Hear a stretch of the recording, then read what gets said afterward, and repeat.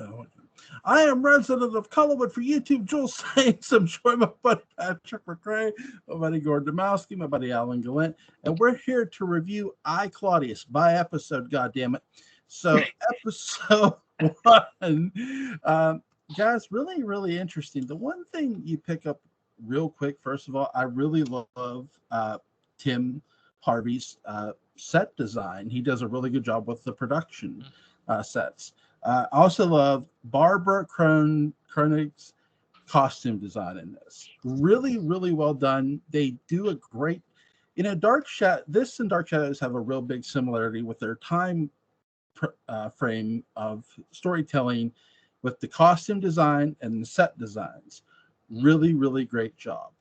Yeah, I think that those sets really work well because the production designers make very subtle choices to show us a progression in time. There's not a lot they can really do and stray from historical accuracy, but nonetheless, they do about everything they can in shades of white possible to show us. And actually, as things go on, it feels like it gets cleaner and cleaner and cleaner. But the different Caesars do have different looks to the sets that they inhabit, and yeah, that's intentional. And the costumes are fantastic. Also, they are very well researched. But the British are known for that. I like the fact that the interjection of music is incredibly spare. It's like everything is. It gives you a sense of sort of being there, as if the past were the present, and it's not necessarily, although obviously it is, but it's not. It has less of a feeling of dramatic style and more of a feeling of just the story being told. Like you're looking at it, you're kind of peeking in. Is it largely source music, meaning things that are happening within the world of I Claudius? It's like, no, it's not all that. I mean, some of that definitely. Some of it has recalls that, I think, and it's like in and out of scenes, or at the beginning of episodes, or at the end of episodes, and not much in the theme. Not much in between. There's very little. There's some punctuating music. The theme song was my high school's fight music. Yeah, on the field. Yeah. Yeah, and this really plays to one of the BBC's strengths, especially at the time, which is period drama. Oh yes, absolutely. Because they knew how to, if you watch some of the kind of the science fiction shows around that time, so Doctor Who, Blake Seven, you can tell how outdated that view of the future is, but BBC has a really good sense of how to do the past well. Yes. And there's a real nice in the sense of a kind of weight to them, the way that Dark Shadows had a weight and a realism to them. A lot of stage actors. The same way that I'm flexing this hand because, it's to show that I am more manly than anyone in this room. That's why. There are a lot of stage actors in this production, as there were in Dark Shadows. And there are classically trained actors, a lot of RSC experience there, a lot of Old Vic experience there, a lot of people that actually worked with, people like Olivier and those people of that generation. So yeah, you get this. For me, it's what makes the status of these people sell, because they're used to playing kings and queens and noblemen and all of this sort of thing. So there's a status in the way they carry themselves physically. There's a status in the way that they elocute and speak to one another. All of that, and all of that is in line with the people that they're playing. They're playing high status people. They're playing people that are all involved in ambitious intrigue at the highest possible level.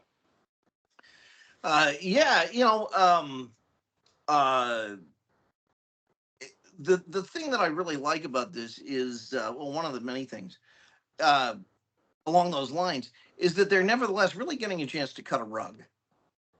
Yes. They are really allowed to have a good time. This very much feels like they've been training for production of Julius Caesar or something, but now the teacher's left. Right, and the script is being mucked with and enjoyed and played with, and so yes. I mean, from the very beginning, it is not afraid to show these people unflatteringly.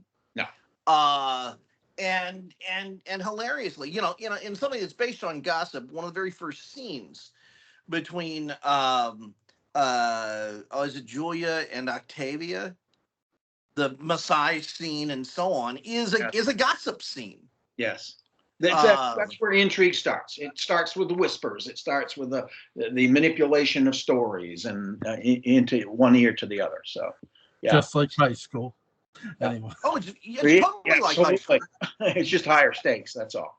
And in fact, Claudius is basically dealing with his high school teachers at various times, who are, and he gets into he gets in between a fracas with them, where he's comparing both of their histories, and he manages to do it really eloquently. Yes, he is a master manipulator. You figure that out fairly quickly, even though other people don't.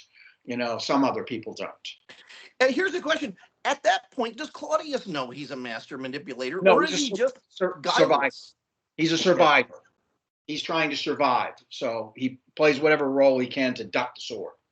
Yeah, because it is. I think the series will establish later on. Even though Claudius is this very, he has a lot of difficulty. He's a stammerer. He has physical problems. What he realizes is he can use that to his advantage, because that way people, and something that's underlined in the book, which is that he can be very strategic because people assume he's an idiot. And they'll talk freely around him, and they don't consider him a threat because of his obvious physical limitations. It lets him survive. Yes. It's one. I think one of the tough things with this is not getting ahead of ourselves, but boy, his last scene with Livia. Yes. Oh, it's awesome. It's absolutely awesome. She peels away the layers, and he peels away the layers. Oh, yeah. So yeah. And you feel so much for her. Mm-hmm. Now, Joel, Livia was played by Sean Phillips, who appears in, of course, Clash of the Titans. Yes, I believe she's still alive too. I think she is, and she was married to Peter O'Toole. Right, for a while. She was. She was his Jill Ireland. Yeah. Yes.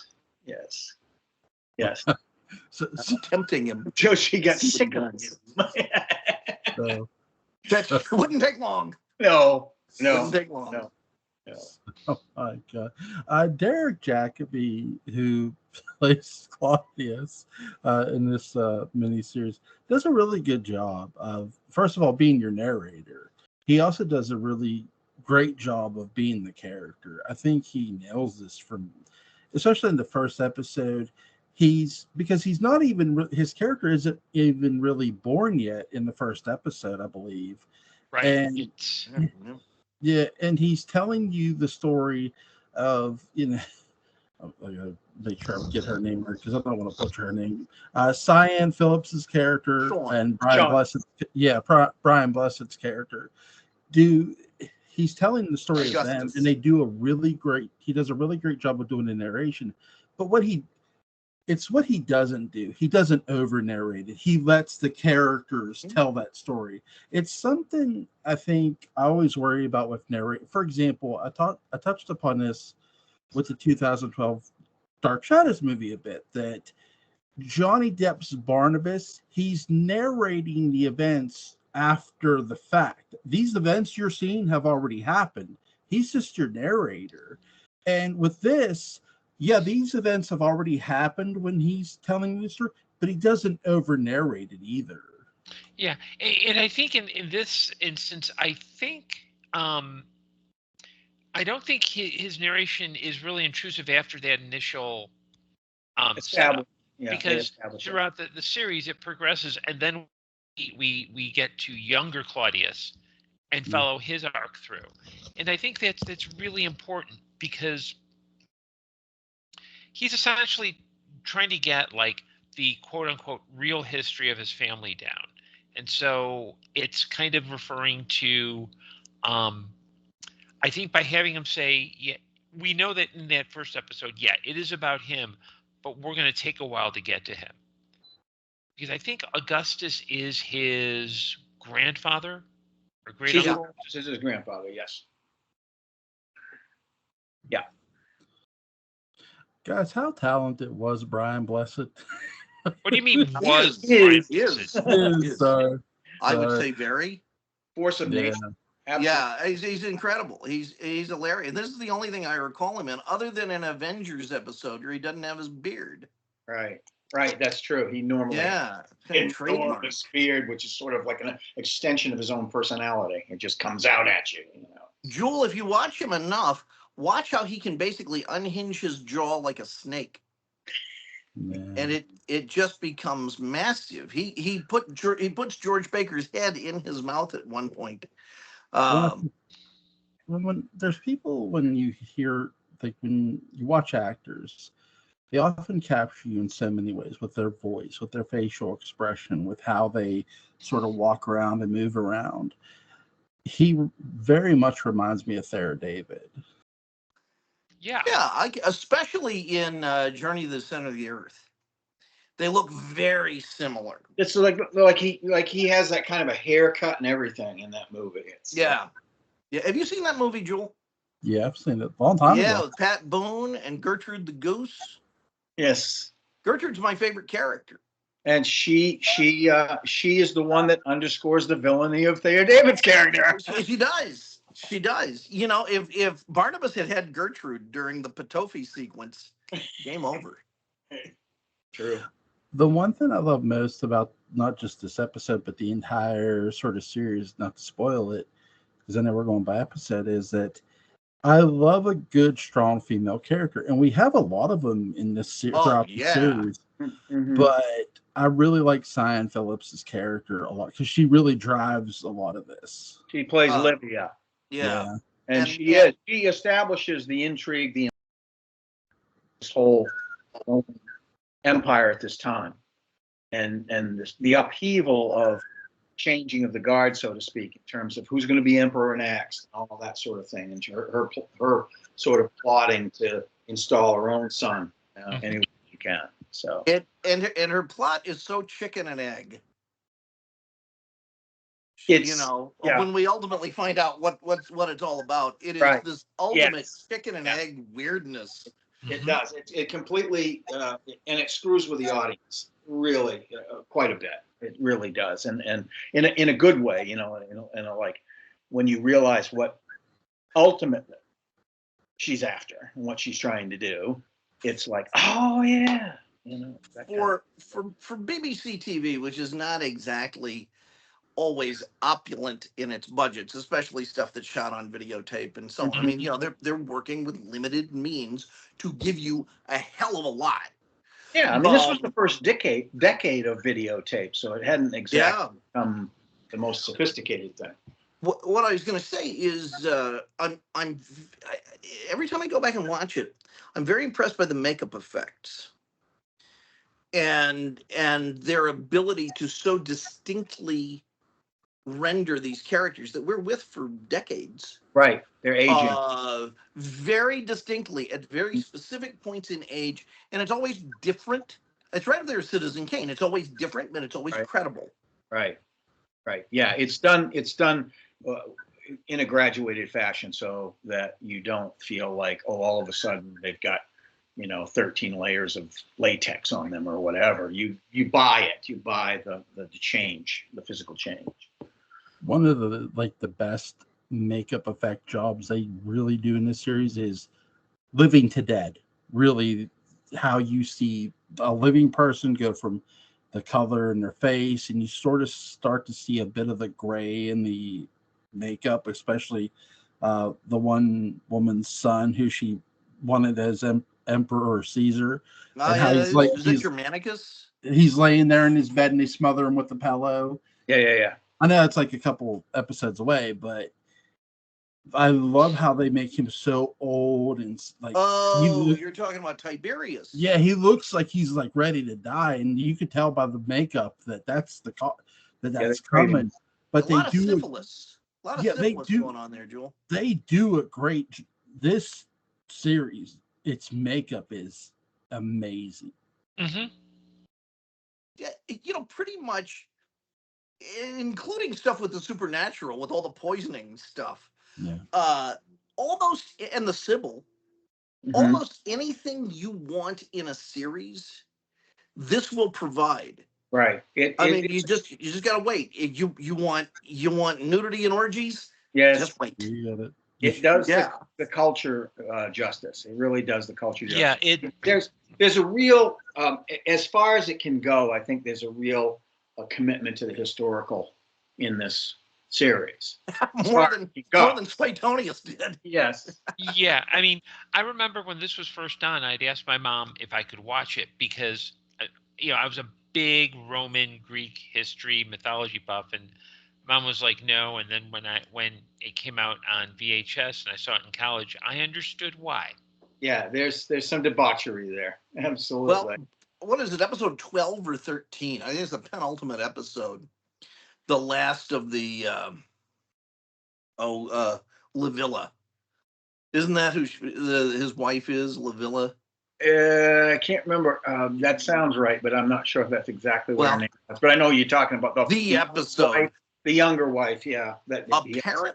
Apparently, there were a lot of PBS stations that just wouldn't show that. Yeah. Yeah. That whole contest. You know that? Yeah. Sure. Yeah. Their insides are made of leather. Yeah. Yeah, that was another thing that was probably a sticking point with some people. That was more suggested than anything else, although they yeah. Patricia Quinn plays Livilla. Yeah. Okay. She does play Livilla, but Livilla is the wife of because Livilla is during the stuff with it's Patrick Stewart's character, Sejanus. Okay, Janus. Yeah. She's Sejanus's lover. And there is a really good video that's, because Joel, I know you like to study television directing. There's a really good video on YouTube about the blocking in the scene where Patrick Stewart goes from being very happy to see everyone to very angry at the kids to very, very, very angry and dismissive of the wife. I don't think she's his wife at that point, but Patricia Quinn. And Patricia Quinn is best known as the lips at the beginning of Rocky Horror Picture Show. Horror. Oh my God. Yeah. And she was married to Robert Stevens, who played Sherlock Holmes in Billy Wilder's The Private Life of Sherlock Holmes. It's a hell of a lady. I was about to say, theater connections, man. They're all theater actors. In Monty Python's Meaning of Life, when John Cleese is doing the sex education talk, she is the assistant that he beds in front of the class, I believe. Of course. Mm-hmm. Quite a body of work. It is a body of work, yes.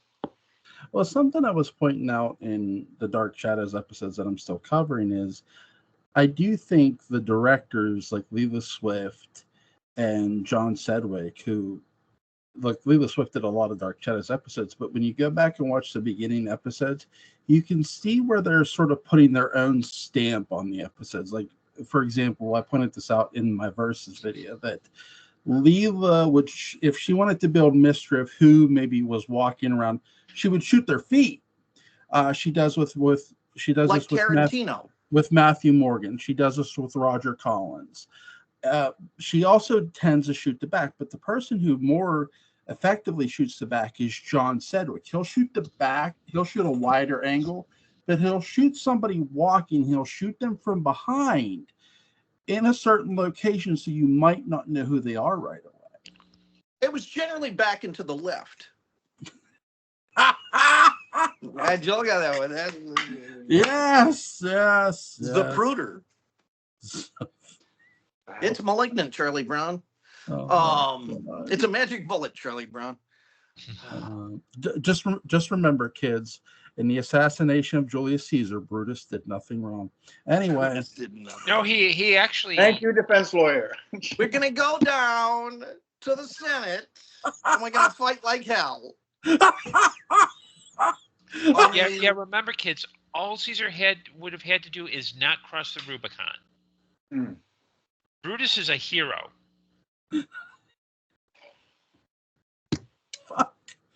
Well, in ancient Roman times, he was a hero, and look what happened to him. No, seriously, Joel. Historically, the whole reason why they were afraid of Caesar. Caesar is away in Gaul, and he's doing all this military stuff, and Brutus and Pompey, his two co-rulers, as well as the Senate, are looking at this, and he's sending missives of his campaigns, and he's getting power. And it's also clear that he just wants to be, although he's working with these guys, he's like, no. It's like if you said, you know what, I'm going to do this podcast just with Patrick and Alan, and then, hey, look, I'm the popular one. These two guys, they need to go. And so when they order Caesar, do not cross the Rubicon River. Don't cross it, or you'll be considered an enemy of the state. And Caesar gets to there, and he's like, okay, I'm a Roman general and should take orders, but I like power. So what he says, and I forget the Latin, is the die is cast. And that meant, okay, he just threw, basically it's not that he knows what the outcome is. He's thrown the dice. Going to take the chance, yeah. Yeah, and affected that. So Brutus, relatively speaking, was a hero. So don't mock history, Joel. I don't mock your love of Western history. Do not mock Roman history. I wasn't. Joel, do you know why Cicero had his hands cut off? No. And nailed to doors? No. He was such an effective speaker, Mm-hmm. and he would use his hands to gesticulate, and all of that, and that was considered so potent that's what they did to make an example when they got him. Oh, wow. Also took care of the part where he was a pretty decent writer too. Yes, and his he was having a hot affair with Madge for the Palmolive. Palmolive, yeah. And that's the last time he would do that. Roman, that old Latin word, which means severed hands. Palmolive. I wish Madge had said that. Do you know what this means? It means severed hands. Thanks, Madge. Yeah, Joel. Where do you think Dark Shadows got the idea for the hand of Petofi? It's the hand of Pompey. Yeah, except that, instead of two hands, it's one hand. Petofi did more with one hand than Cicero did with two all day. That's right. He had technique. That's why. Oh my god! Oh my god! It's time for our A2, Aristide. Here's my question to you guys, especially the first episode. Who do you guys think steals a lot of the scenes here? I'm gonna go with. I want to make sure I get her name right because I don't want to butcher. Is Cyan Phillips? I really Sean. Just Sean. Sean. Sorry. Sean. That's okay. It's the Irish spelling of Sean, basically. Yeah. I really enjoy her character. You can tell she's very deceitful, but she's very controlling of Brian Blessed's character. She has influence and she has status and she has power, and she establishes that right away. And the actress, of course, Sean Phillips, is very well practiced in that, all of those things. So, because we are seeing a lot of the secrets, and because we're seeing a lot of private conversations with different groups, we are privy to more information than the average character. Right. The average character, except for Livia, who seems to know all of this stuff. Yeah, she has her little birds everywhere. Yeah, she does. And so there are moments when Livia just rolls her eyes and is barely containing her disgust with people. And that is a wonderful bit of surrogacy for the audience. It is. It is. It's great. It's where suddenly you find yourself, despite yourself, becoming the best friend and confidant of this horrible woman. This horrible person, yes. But I mean, you can see things through her eyes, her knowledge, ability. It what humanizes she knows, her. You know. What she knows, you So yeah, And they you know do, she knows, you know. that's and they right. do a really great job too with the later episodes with her. How they age her with the makeup looks really phenomenal. Oh yeah. Yeah, she's full on Blofeld by the Yeah, end. she's Yeah, But yet there's this weird angular strength that yeah, she has. And it yes, makes it very difficult, even when going back in the series towards the beginning, to figure out what age of cosmetics is closest to how Sean Phillips actually looked. right. It's You true. know, I think she was in her early 40s at that point in time. I think so. Because Yeah. I think she's Yeah. around 90 years old now. So Yeah, well, and especially if she's been married to Peter O'Toole, she would look older than she actually was. oh, That's geez, she might have just been keeping 19. up with the drink. Yeah, I mean, come on. If you wanted to have a discussion with him, she'd have to put away at least a half a bottle of scotch. And So, that's something I hadn't thought about. But man, what a tough lady she would have been on set just from that. yes, dealing with Peter. Yes, Yeah, I absolutely. can imagine her bossing like people And- around saying, "Hey, look, I drink my husband under the table, and my husband's Peter O'Toole. Do not mess with me." You know, I'll tell you, when back about 14, 15 years ago, when all of these, we had the first wave of actually good franchises. You know, we had Lord of the Rings and X-Men, and any of the Bond movies sort of tried to level up a little bit, Yep. and so on and so forth. It felt like every great English actor from this generation had one, sometimes two franchises going on. You know, both Stewart and the other guy, Ian McKellen, had two each. Right. Judi Dench had the Bond movies and so on.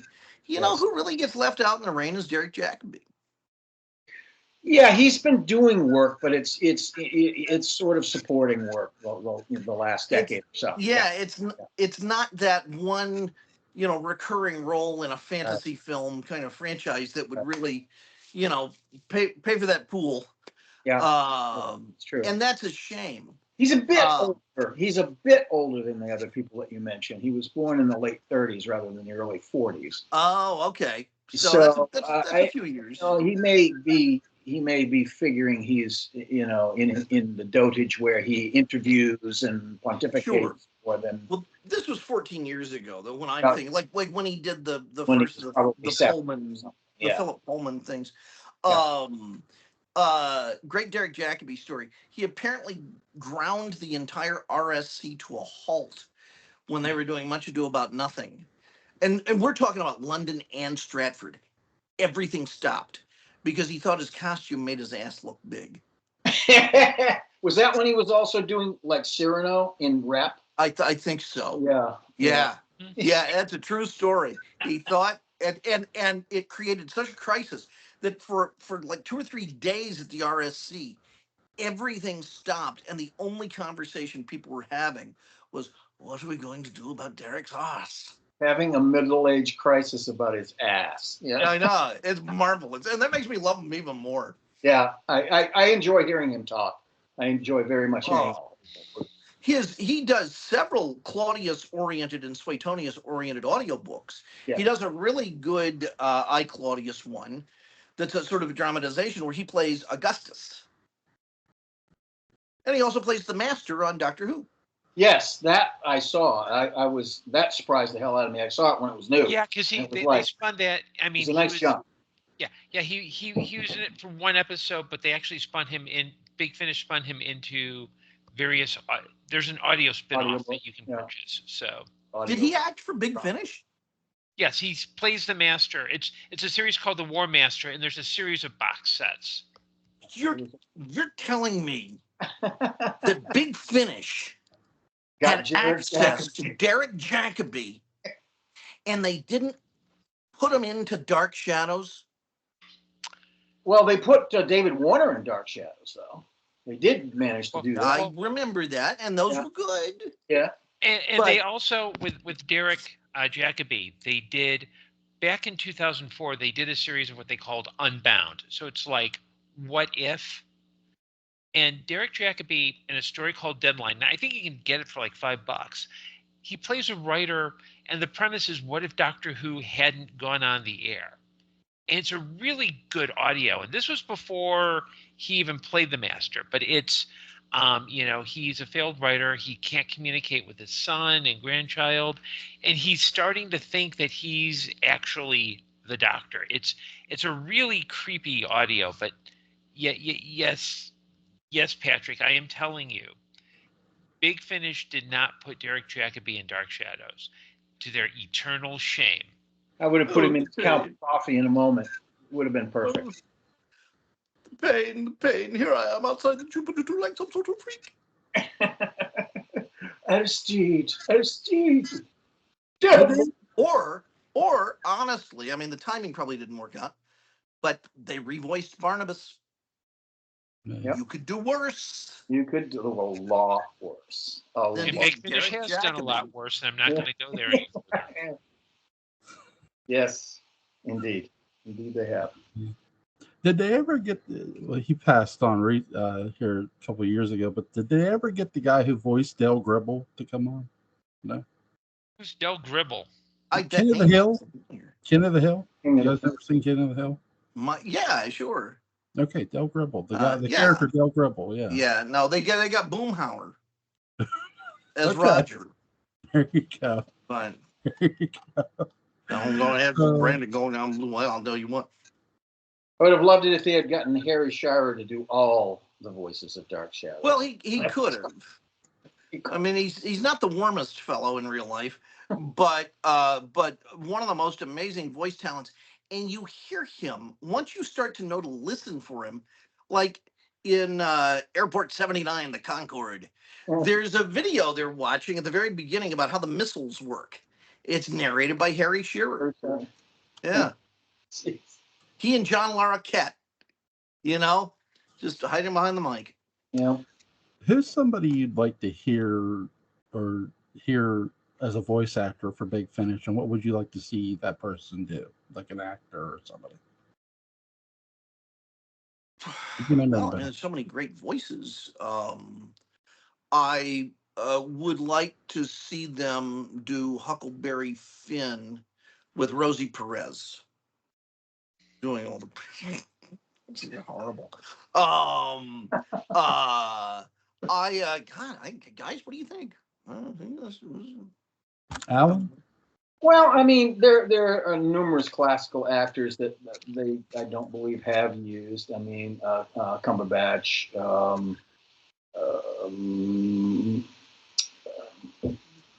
That would be one for sure. That would be interesting. Michael Gambon, is he still alive? Do we still have Michael Gambon around? Gambon just passed away. Yeah. Okay. Didn't he die during the Harry Potter stuff? No, he just died like in the last 6 months, I think. I can't keep track of these things. Yeah. No, the one that died during the Harry Potter stuff early on was Richard Harris. He was the original. Yeah. That's odd. He had such healthy habits. Oh, absolutely. His idea of quitting drinking was only limiting himself to pints of beer. Gordon. And it always comes back to Oliver Reed. His doctor told him to quit drinking, so he stopped drinking hard liquor and just drank pints of beer. One day, Joel, there's going to be someone behind you when you do that. Gordon? It may be Gordon. Yeah, it may be. Because he's like, I love how this discussion turned from episode 1 of I Claudius to Jewel asking, okay, what voice actor would you like to see in Big Finish? It's all a big block. Yeah, it's like first Big Finish has basically please forgive my English, an assload of audios, especially Doctor Who audios. They may as well just not do anything else. Right. But if I had to choose a voice actor, that would be, I would say H. John Benjamin in doing Archer audios. Yeah. Oh, those would be fun. That would be fun, actually. Archer's fun anyway, so I can see it as sort of a So Jewel, have you ever watched Archer? The FX series, yeah, funny as fuck. Yes. Not as funny as Aqua Teen Hunger Force, but anyway. I have an Aqua Teen Hunger Force story. So, in Boston, when the movie was coming out, do you know what happened? They advertised Aqua Teen Hunger Force by putting those little Bitmoji type 8-bit characters, on repair signs around the city. And because it was close to after 9/11, idiots, culturally illiterate rubes, thought this was somehow a signal by terrorists to terrorists. Islamic signal, yeah. And so it created this furor. And the guy who was in charge, the executive there who was in charge, I think was no longer in charge. And I wound up, and he was a great guy, because you could tell he came up with this idea. It's a cool, he can't help the fact that people are morons. And his daughter ended up being one of my best actresses at the school. Cool guy. Very cool guy. Yeah. That's my story. I'm sticking to it. Now, have you ever seen Harvey Birdman, Attorney at Law? Yes. That's one of my favorite shows. Yeah, the great Gary Cole. There you go. Yeah. I guess if Big Finish ever did The Shadow, because I've listened to his audio reads, I would very much love for them to go tap Razor Fist to do some of the voices. He does an amazing job. You love the Fist. He does a good job. Okay, Claudius, guys. The first episode, what's something you guys want to add? Go ahead. Anybody? Well, it is called A Touch of Murder, after all. Yes. And it really kind of sets that tension up in terms of the intrigue. We're talking that the kind of intrigue that happens among the elite in this situation at the highest levels is a life and death proposition. People are going to get bumped off in order to make room for somebody else. That's kind of an aesthetic that goes throughout. The pretending of the doom of the children with Livia's hand becoming increasingly claw-like at the end. I think that really sets the proper tone, and it rescues this from being Masterpiece Theater, which ironically it was on. Mm-hmm. Yeah, I mean, this is one of those series that and this episode really is, and I hate using this cliche, but it's a masterclass in how to set up a series like this, where it's a done in one. You know that there's an end point, but it sets everything up. It sets the chessboard up so well. And then every episode after this kind of builds on each. And I'm just thinking of the moments that will happen, like later on the scene between Caligula and Claudius, when Caligula says, "Did you not notice that I am now a god?" Yeah. And Joel, I have to ask you, you didn't notice that, like, Alan, Patrick, and I are now gods? I mean, you didn't bother to say anything? What is wrong with you? Okay. We just fought an ocean for you, pal. I cried you a river, damn it. Listen. Here he goes. I'm married to a woman who's listen, will kick all her asses. So let's listen. Okay. I'm more worried about how my ass looks in my pants. Okay. I bow down to one person, and she's upstairs. So you got a hell of a private life, Joel. Okay. Now, I will say the murder scene where Sean Phillips poisons him and she takes care of him is it's one of the most sadistic but yet cruel, cold, calculating things. And it's how you properly build an antagonist. Green. And it's also how she properly covers her tracks too, by seeming to be, I'm so caring about all of this. I like how the corner. Oh, he was poisoned. It was food poisoning. What? Must have been a bad mushroom. Yes, that's it. That's the ticket. And of course, it probably was a bad mushroom, deliberately put in it. It's green. Green? Mhm. I've never seen green before. It's such a scientific fascination. It must be a good thing. Yeah, that's well, it's a good sign. Yes. Like, what the fuck? Oh my god. It's a really fun show. It is. provide you with that, especially if you go back and watch each episode carefully. Yeah. It's got a lot of nuance and it's got a lot of dark shadows. Honestly, it's familial madness and intergenerational trauma, as Gordon would say, and highly literate pulp. Yeah. Yeah. It's a really fun this episode is a lot of fun. The actors and actresses do a really great job. They have a lot of great chemistry with each other. They nailed their cast. I mean, plain and simple. I mean, from top to bottom, everybody did just this phenomenal job. And the one that I like most too, that probably won't get said enough, is when they do certain scenes that like sex scenes, they don't always show nudity. They have this very dark but yet suggestive lighting that something like that is going on. You don't always see a nude scene. I rarely do. Oh, okay. Is there anything you guys want to add about episode 1 of I, Claudius before we go? It's great. I can't wait for episode 2. Yeah, it's a really good opening salvo, so to speak. Gordon? Yeah, I thought it was a great episode and a great beginning. Link to where you can go watch episode 1 will be in the description box. Also, link to Gordon Dymowski's Amazon page, link to Alan Gallant's YouTube channel, link to Patrick McCray's Dark Shadows Daybook About is going to be in the description box.